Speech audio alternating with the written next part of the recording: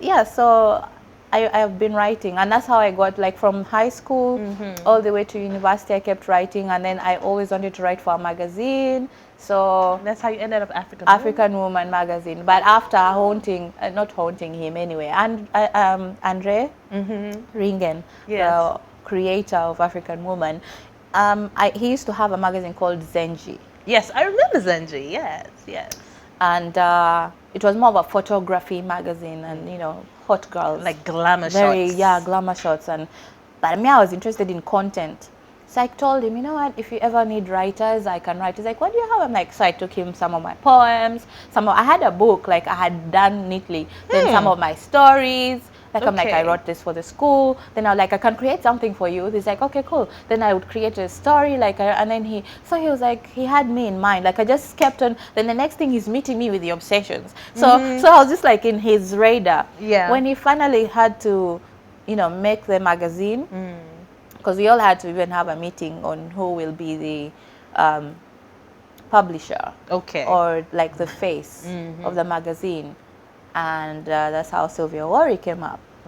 And yeah, I remember I was meeting with me, Andre, Bernard Nyonjo, I think, was it Sarah, some people. So we brainstormed, and we're all giving ideas. Oh, this person, this person, this other. Then Sylvia Worry was the final, because that time she was really booming, and she was really like go-getting everything. Yes. And she became she agreed, she loved the concept, and she was like, yeah, we can be a part of this. So she became the publisher. Yes. And that's how I got into writing for a magazine, like I had always wanted. But you'd always wanted it. I'd always wanted. But had you ever written it down somewhere? I tried to write for New Vision. And You can try. Let me tell you, things haven't been easy. You take your stories, and then I'm thinking, this girl is young, this girl is young. I tried New Vision, I tried Monitor, I never got slots. I never got the chance. I never got. So later on, when I got this Now magazine, I was like, this is my time to show what I can do. And I enjoyed it. I did it really well. I love doing things that I'm really committed to, because I don't like to be mediocre. I like to really do well, so that I'm happy, the people are happy. So when you walk away, you so know you when did walk your away, best. You've done your best. And I really try, even in radio. Like, I try. I think that's why my bosses love me, because they know even if she goes, like, they always have a spot for me. Bless their souls. Honestly, I don't. I think it's also God's favor. If you go, then you come back, then and people are like, how do you do that? I'm like, I do the best to my ability. Yeah, so that's how I got into the writing. Also, they know you're reliable. Even if you go, you come back, you'll be invested again. Yeah, I think so. So you said Bugema, that was S1 to S4. Where did you go A level? A level, I went to Namasagali College. Hence, I remember the productions. Yes. Hence the growth of me as an artist. Like, now it was in high school, in O level, I was still in drama. I was a prefect. I was, everything. I would do everything to do with creative stuff. But Namasagali College helped me see it at a professional level. Because you get put up, the stuff you've watched, like these dance movies. What? Like Step Up, or the ones for Center Stage, or how they put up their names and then they all come to see have they made it. That was in Namasagali. Like, to be in a production was a big deal. So you had to work because you'd be hard like and then very many audition. rehearsing. You'd be very many rehearsing, practicing every day after classes. Like, there was a time for it, and they would choose the best. So if you go on that list, then you're among the best. You've made it. And you're going to represent your school at the National Theatre. It was a big deal. So going to the National Theatre to perform, and you're seeing an audience, people who don't even know you, and then they come to you and they say, oh, yeah. It made me realize, you can actually do this. But by then it wasn't profitable. But I knew that's what I wanted to do. Like, I wanted to get into more acting, I would watch these sitcoms, Club 227, Fresh Prince of Bel-Air.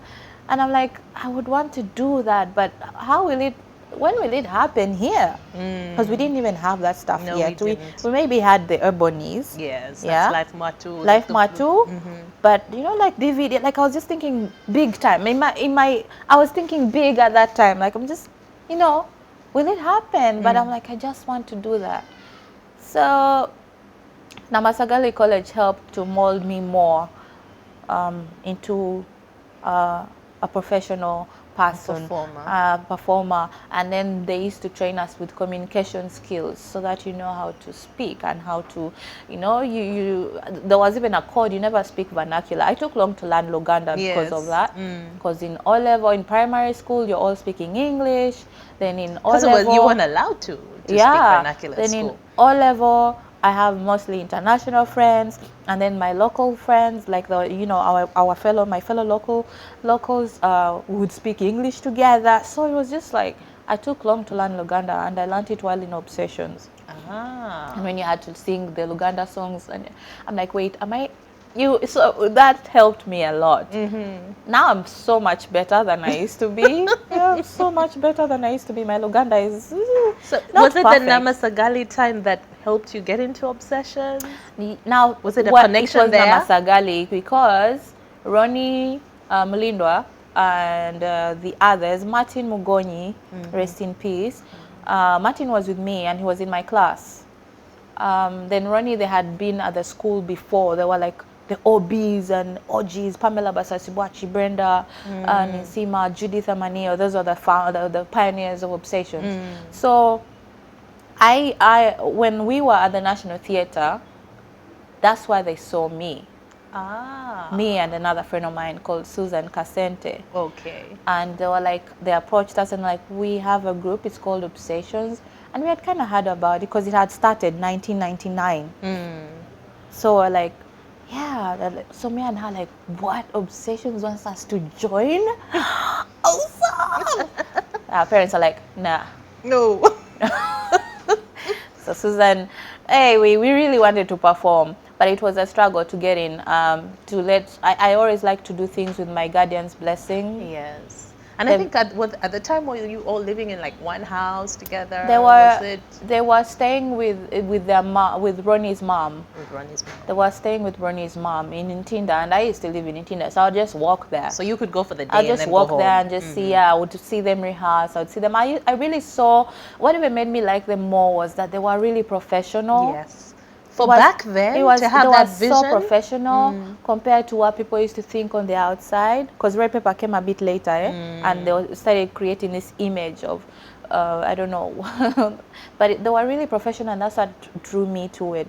My aunt, I think my aunt or one of them had to come to one of their shows.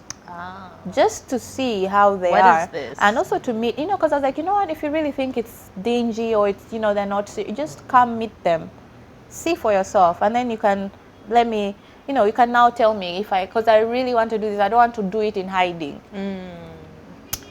I used to perform, I would perform with them on the low, like in schools. Okay. But I used to avoid the camera like a problem, because like if my face goes anywhere just somewhere, I'm in trouble. And my dad is a soldier. I call him Dad. He's my uncle. So I'm like, yeah, that's how I joined Obsessions. I joined now at campus. Okay. It took me... How many years of convincing? Because 1999, I was in Form 5. So 2000, Form 6. 2001, I started campus. I'm thinking, man, this time they should let me. I've grown. Yes. Yes.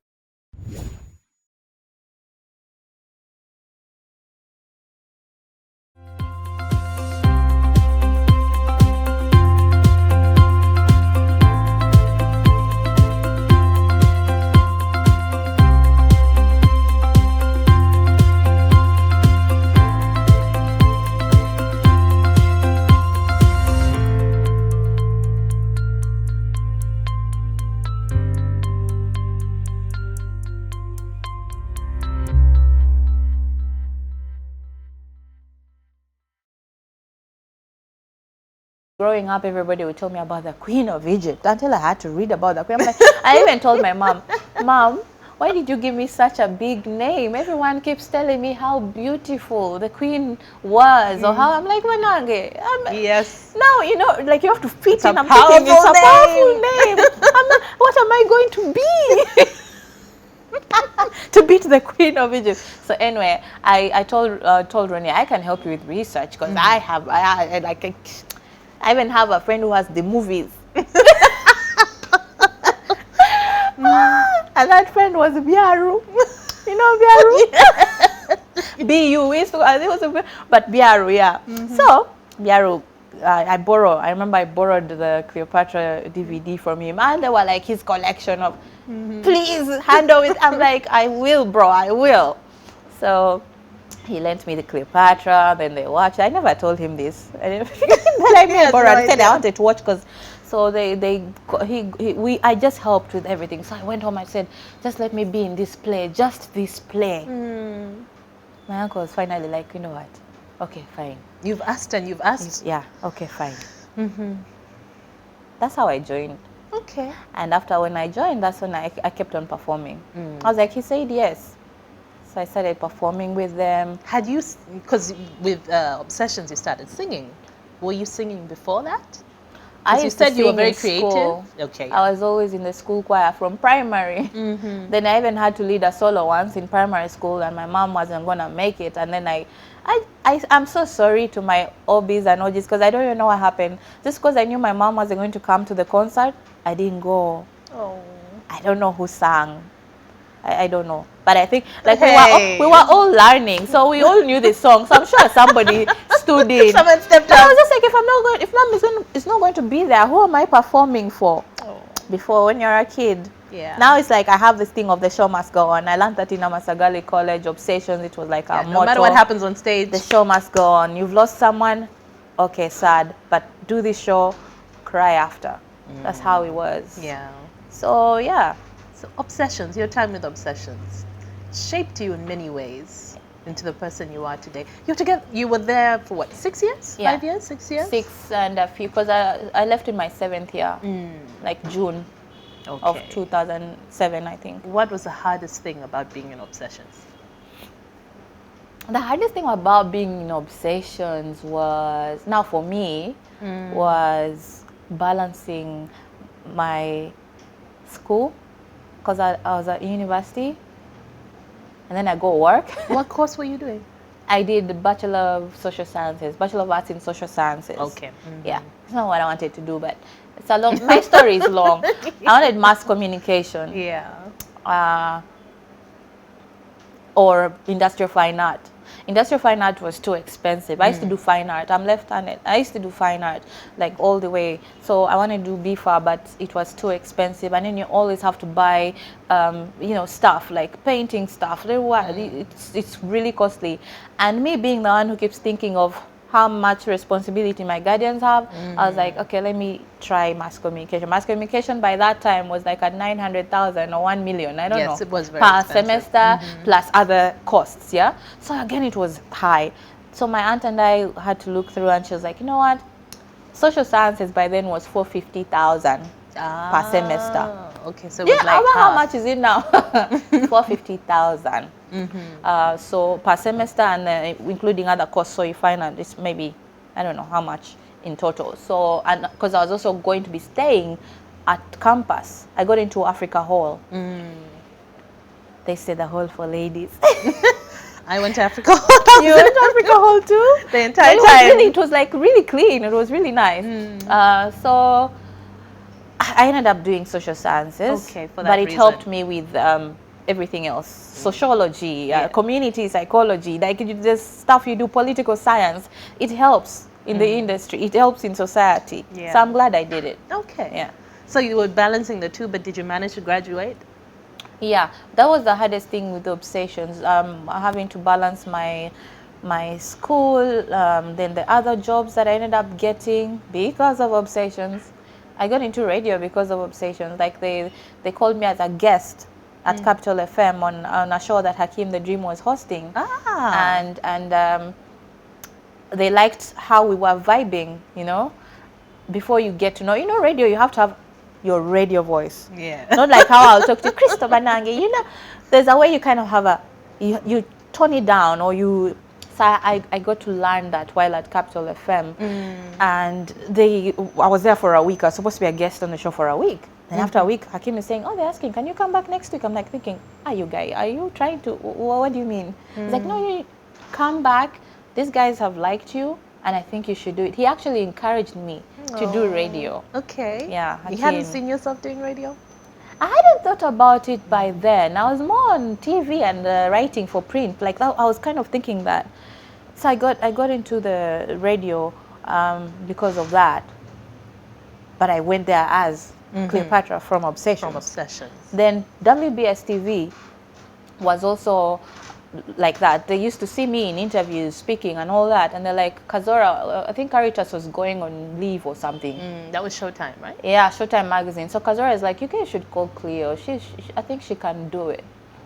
So they call me. He says they call me, and then I go to do. And that time I'm thinking, oh my God, I was at campus almost winding up. So I'm thinking, how will I manage? I'm sorry, campus, radio, TV. While I was on campus, that's what I'm saying. It And was Obsessions. the hardest because I was in Obsessions. I was at campus. Then I had gotten the TV job. Wow. I was doing Showtime magazine, and for a bit, then I started doing Fitness Watch. So I was at WBS for almost the whole time I was at campus. I think I can't remember when I joined. Like I have to look at that. But yeah, I was there for almost the whole time I was at campus, and in Obsessions, and then I got the radio job.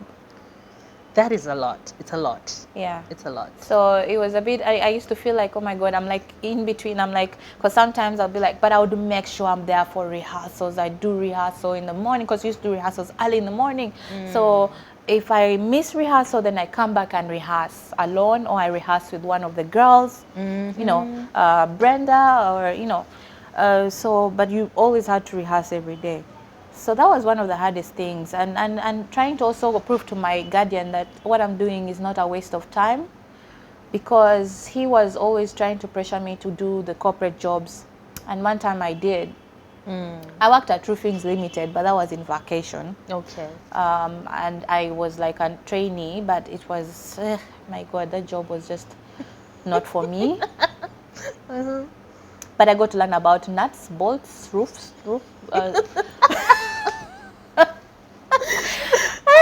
When it's silver lining here. When it's time to build, I think I'll know where to go and what to get. I'll be like, oh, but I remember, you mean they changed? So I learned a lot about those things. Then I also worked at, when my uncle was pressuring me to get a normal job, if you ask Ronnie will tell you, Cleo would leave us, she would break her heart, she would leave, come back. But I used to tell him I have to, like the things I was always honest with them. Yes. I talked to Ronnie and Remy because of the management, whatever, the managers.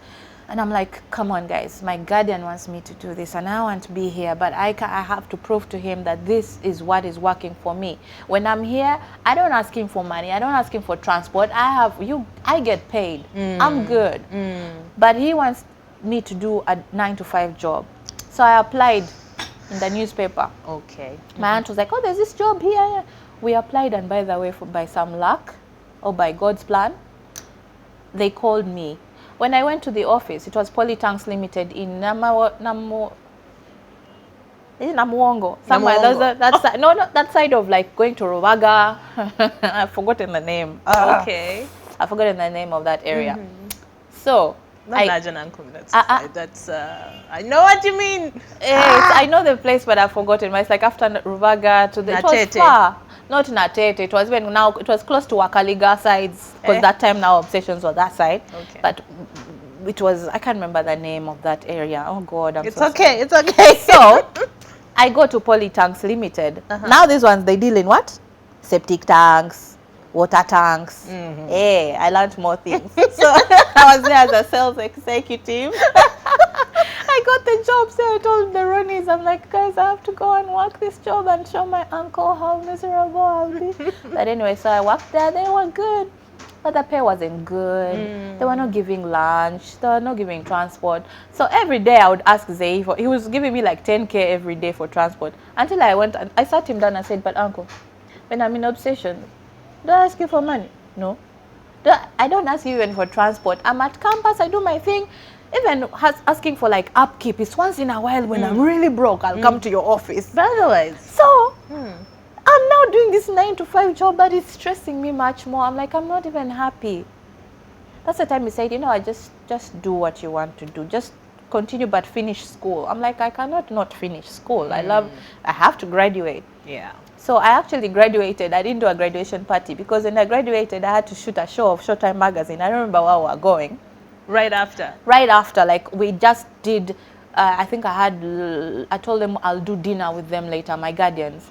We didn't even get to studio to take photos. Like I just took a photo of, there was a guy that used to snap us in school, a photographer. You know, they come on Sundays, Saturdays, you take photos. So he happened to be at the campus as well. I'm like, oh, hi, take a photo of me and my mom and my guardian, huh? And a friend of mine, an OB who I was with in Nakasero Primary School. So we took that photo. That's the photo I have. But you had to work. That's the photo I have. I'm going to do a photo. I'll do a proper photo. I kept the gown up to now saying I'll go to the studio. I never went. I never went because I used to work so hard. Yeah.